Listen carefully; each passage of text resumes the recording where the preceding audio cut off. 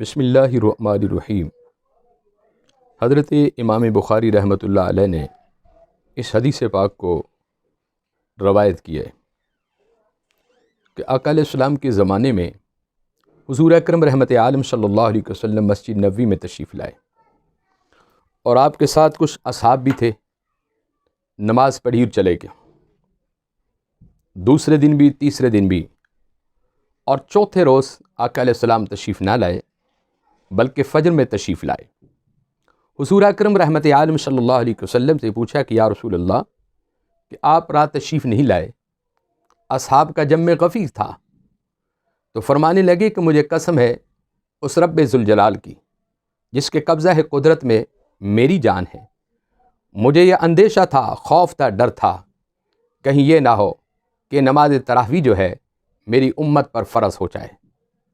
تو حضور اکرم رحمت عالم صلی اللہ علیہ وسلم نے فرمایا کہ اس اندیشے سے اور اس خوف سے کہ میں آج تشریف نہیں لایا، اور مجھے یہ اندازہ تھا کہ آج حکم الہی آ جائے گا کہ نماز تراویح تم پر فرض ہے۔ نماز تراویح کے بارے میں آقا علیہ السلام فرماتے ہیں کہ جس نے اخلاص اور ایمان کے ساتھ رات کو قیام کیا اور دن کو روزے رکھے، میرا مالک ان کے گناہوں کو معاف فرما دیتے ہیں۔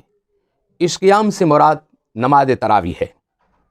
حضور اکرم رحمت عالم صلی اللہ علیہ وسلم نے اپنے زمانے میں کچھ دن ادا کی، پھر حضرت ابو بکر صدیق رضی اللہ تعالیٰ عنہ آپ بھی اسی طرح ادا کرتے رہے، لیکن فاروق اعظم کا جب زمانہ آیا، آپ نے دیکھا کہ مسجد کے اندر مختلف ٹولیاں اپنی اپنی نماز ادا کر رہے تھے، تو حضرت سیدنا فاروق اعظم نے سوچا کیوں نہ ایک قاری قرآن کے پیچھے ان تمام کو جمع کر دیا جائے۔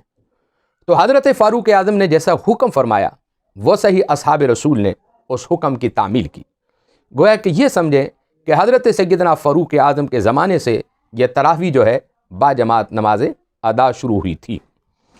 اب سوال یہ ہے کہ نماز تراویح کتنا پڑھا جائے۔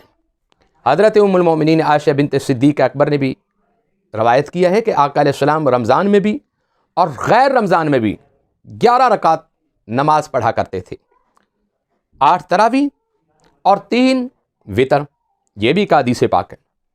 لیکن زیادہ معتبر اور بہت سارے ائمہ نے، بہت سارے مجتہدین نے، محدثین نے، جیسا کہ حضرت امام مالک نے، حضرت امام احمد بن حنبل نے، حضرت امام شافعی نے، بہت سارے ائمہ نے روایت کیا ہے کہ نماز تراویح 20 رکعت ادا کی جائے، اور 3 وتر ہیں جو ہم تراویح کے بعد ادا کرتے ہیں، تو اسی میں برکت ہے۔ اور پھر ایک اور بھی سوال ہے کہ دنیا کی تاریخ میں دین کہاں سے پھیلا؟ مکہ المکرمہ سے، اور اس کی اشاعت کہاں ہوئی؟ مدینۃ الرسول سے۔ اب جب آپ مکہ المکرمہ میں جاتے ہیں، کعبہ شریف میں حاضر ہوتے ہیں، تو آپ دیکھتے ہیں کہ بیت اللہ شریف کے اندر جو تراویح پڑھی جاتی ہے وہ 8 تراویح نہیں بلکہ 20 تراویح پڑھی جاتی ہیں۔ اب اسی کے طرح آپ مدینۃ المنورہ میں چلے جائیں، وہاں بھی 20 تراویح پڑھی جاتی ہیں اور وتر پڑھے جاتے ہیں۔ گویا کہ ہمیں چاہیے کہ ہم ان معاملات میں بیسے نہ اور نہ ہی الجھیں۔ ہم نے جو کچھ کرنا ہے وہ اللہ کی رضا کے لیے کرنا ہے، جس میں ہمیں فائدہ ہو، جس میں اللہ کی رضا شامل ہو، اور جس میں برکتیں نازل ہو۔ آقا علیہ السلام کا یہ فرمان حضور اکرم رحمت عالم فرماتے ہیں کہ جو رات کو قیام کرتے ہیں رمضان المبارک میں، اللہ تعالیٰ ان کے اوپر اپنی رحمتوں کے بارش برساتے ہیں، اور جب ان کا قیام ختم ہوتا ہے، مکمل ہوتا ہے، ان کے گناہ معاف کر دیے جاتے ہیں۔